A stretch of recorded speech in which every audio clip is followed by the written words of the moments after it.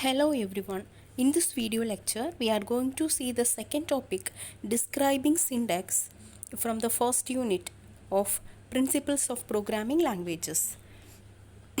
First of all, let us see about what is meant by syntax.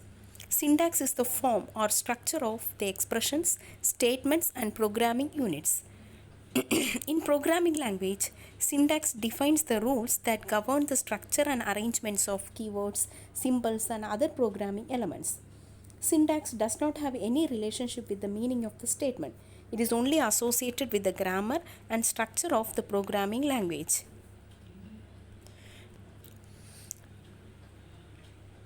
A line of code is syntactically correct means if it follows all the rules of syntax. Syntax does not have to do anything with the meaning of the statement. Syntax errors are encountered after the program has been executed.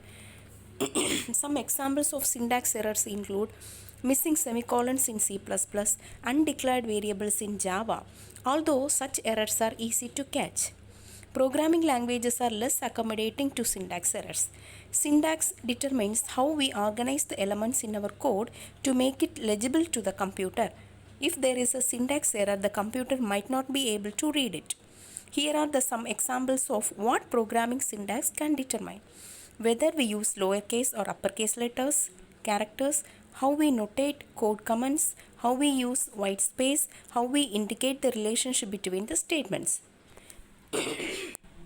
Syntax is important in programming because it would be impossible to write functioning code without it.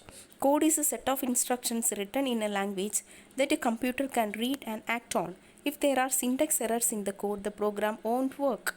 Semantics. Semantics is the meaning of the expression, statements, and programming units. It refers to the meaning of the associated line of code and how they are executed in the programming language. Comparing syntax in programming languages. Syntax can vary quite a bit between languages. Python is clearly simpler than Java and C++. This is because Python was designed to read like a human language. It doesn't take much time to learn Python well enough that you can read a program and understand basically what it is doing. Here are a few specific ways that Python syntax is simpler than Java and C++. Python doesn't require users to declare variables, while Java and C++ do. White space is an important part of Python syntax. The indentation of lines plays an important role in indicating the relationship between the lines of code. In Java and C++, semicolons are used to indicate the end of the statement, and curly braces are used to demarcate group of statements. Code comments in Python are notated with hash, while in Java and C++ they are notated with /. Python is unique among these three languages, and Java and C++ are quite similar. When languages have similar syntax, this often means that they are based on earlier language. Java and C++ are similar because they are based on the C programming language. Users of a language definition.